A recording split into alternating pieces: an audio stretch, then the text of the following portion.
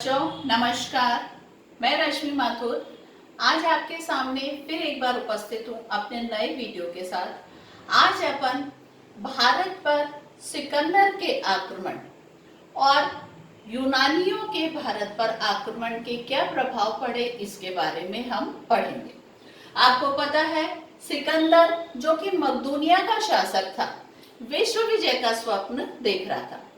मौर्य साम्राज्य के पश्चात या मौर्योत्तर भारत में अव्यवस्था व्याप्त हो गई थी। साम्राज्य छोटे छोटे भागों में विभाजित हो गया था और ये राजा आपस में लड़ते रहते थे।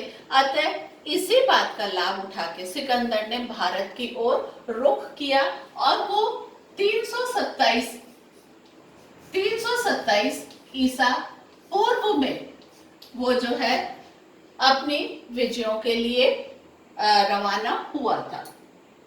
ये मैंने यहाँ पे भारत का मानचित्र बनाया हुआ है और मैं चाहूंगी कि मैं जो जो स्थान इसमें अंकित कर रही हूँ आप उन्हें ढंग से देख के अंकित कर लें ताकि आपको परीक्षा में सुविधा रहे। भारत में इस यहाँ पर ये है तक्षशिला। तक्षशिला इस समय तक्षशिला का शासक था राजा आम्भी। इस राजा आम्भी के द्वारा, क्योंकि यहीं पे एक और अन्य जगह है वो है पोरस।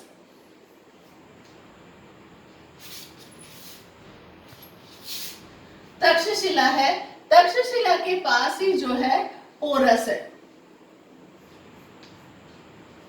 छोटे छोटे से क्षेत्र हैं ये। तो राजा आम्भी की पोरस के शासक राजा पुरु से शत्रुता थी। अतः शत्रुता का बदला लेने के लिए तक्षशिला के राजा आम्भी ने सिकंदर को भारत पर आक्रमण करने के लिए आमंत्रित किया। सिकंदर रास्ते के सारे क्षेत्रों को जीतता हुआ और जो है तक्षशिला पहुंचा। राजा आम्भी ने सिकंदर का स्वागत किया और स्वागत करने के पश्चात उसको बहुत सारी भेंट, रुपए, स्वर्ण इत्यादि दिए। सिकंदर ने वापस से वो सारी चीजें उसको लौटा दी। यहाँ पे जो है ये है चिनाब नदी।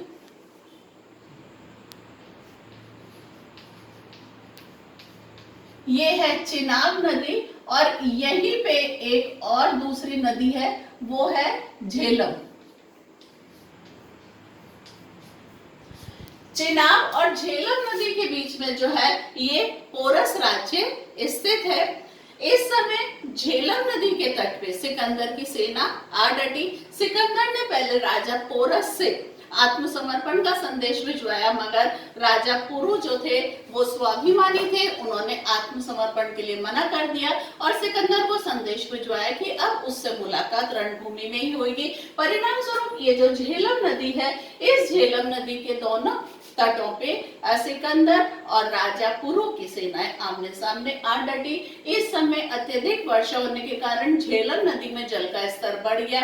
उसका लाभ उठा के सिकंदर की सेना दूसरी तरफ से आके झेलम के तट पे स्थित हो गई और इस प्रकार सिकंदर और राजा पुरु की सेना आमने सामने हो गई। इस समय युद्ध प्रारंभ हुआ। बहुत भयानक ये युद्ध हुआ। राजा पोरस की सेना राजा पुरु की सेना बहुत वीरता के साथ लड़ी और यूनानियों के उन्होंने छक्के छुड़ा दिए थे। मगर ये भारतीय राजाओं का दुर्भाग्य रहा है कि भारतीय सेना में हाथी सेना अधिक होती है और ये हाथी जब युद्ध में घायल हो जाते हैं, इन्हें कोई तीर लग जाता है, गोली लग जाती है, तो ये घबरा जाते हैं, पागल हो जाते हैं और पीछे की तरफ लौटते हैं और अपनी सेना को ही पैरों तले रौंद देते हैं। वही स्थिति इस युद्ध में हुई कि राजा पुरु की सेना में हाथी घायल हो गए। घायल होके वो पीछे की तरफ लौटने लगे और उन्होंने अपनी ही सेना को पैरों तले रौंद दिया। इस प्रकार राजा पुरु की सेना पराजित हो गई। पराजित होने के पश्चात राजा पुरु को बंदी बना के सिकंदर के सम्मुख प्रस्तुत किया गया। सिकंदर ने राज सिंहासन पर बैठे हुए राजा पुरु से पूछा कि बोलो तुम्हारे साथ कैसा व्यवहार व्यवहार किया जाए। स्वाभिमानी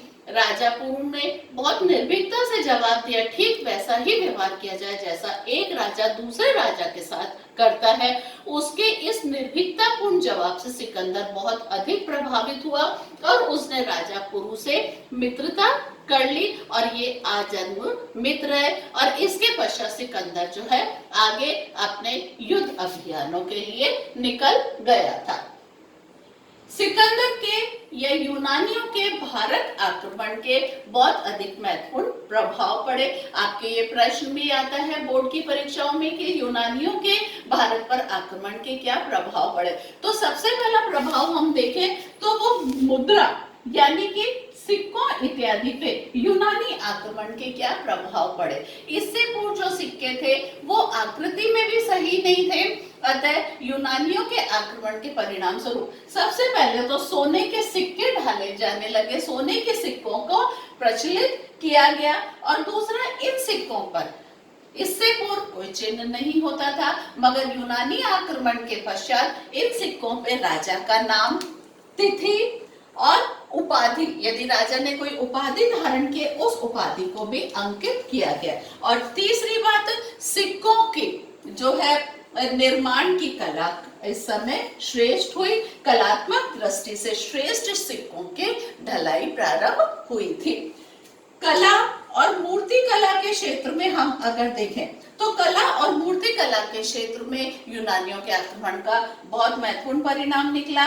भारतीय और यूनानी दोनों कला के सम्मिश्रण से एक नई कला का जन्म हुआ जो कि गांधार शैली के नाम से जानी जाती है। इस प्रकार इसके परिणाम स्वरूप गांधार शैली का विकास हुआ।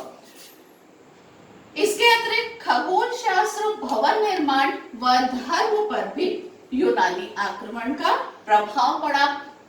यूनानियों के द्वारा जल और स्थल मार्ग की खोज की गई, उसके परिणाम स्वरूप भारत से विदेशी व्यापार बढ़ा। व्यापार और वाणिज्य की दृष्टि से हम देखें तो उसका महत्वपूर्ण प्रभाव पड़ा। इसमें एक तो विदेशी व्यापार प्रोत्साहित हुआ, दूसरा भारत के रत्न, मसाले, वस्त्र, हाथी दांत इनकी मांग जो है विदेशों में बढ़ी। साथ ही यूनान से श्रृंगार प्रसाधन ये जो है मुख्य रूप से भारत आने लगे और जो विलास की सामग्री थी ये भी भारत मंगवाई जाने लगी। सांस्कृतिक दृष्टि से हम देखें तो सांस्कृतिक दृष्टि से आपको पता है भारत प्राचीन काल से ही सांस्कृतिक दृष्टि, आध्यात्मिक दर्शन की दृष्टि से गौरवपूर्ण रहा है। भारतीय संस्कृति देश ही नहीं विदेशों में भी सदैव चर्चित रही है। अतः सांस्कृतिक दृष्टि से भारतीयों से यूनानियों ने बहुत कुछ सीखा। भारतीय धर्म, दर्शन, शासकों ने अपनाया, आदर्शों को यूनानी शासकों ने अपनाया। भारतीय सभ्यता, संस्कृति को अपना लिया व भारत में ही ये लोग विलीन हो गए। इस प्रकार सांस्कृतिक दृष्टि से यूनानियों ने भारतीय सभ्यता और संस्कृति को अपना लिया और धीरे धीरे वे भारतीय संस्कृति में ही विलीन हो गए। भारतीय संस्कृति को ही उन्होंने आत्मसात कर लिया था। इस प्रकार भारतीयों पर यूनानियों के आक्रमण के महत्वपूर्ण परिणाम निकले, महत्वपूर्ण प्रभाव पड़े। बच्चों, मैं आपसे बार बार कह रही हूँ कि आप मेरे वीडियो को देखते हैं, वीडियो को देखने के पश्चात मुझे कमेंट्स अवश्य लिखें ताकि मैं आगे अपने वीडियो में और सुधार कर सकूं। हाँ, अगर आपने मेरे चैनल को अभी तक सब्सक्राइब नहीं किया है तो प्लीज मेरे चैनल को सब्सक्राइब कीजिए, इस वीडियो को लाइक जरूर कीजिएगा और हो सके तो इसको शेयर कीजिए। Thank you.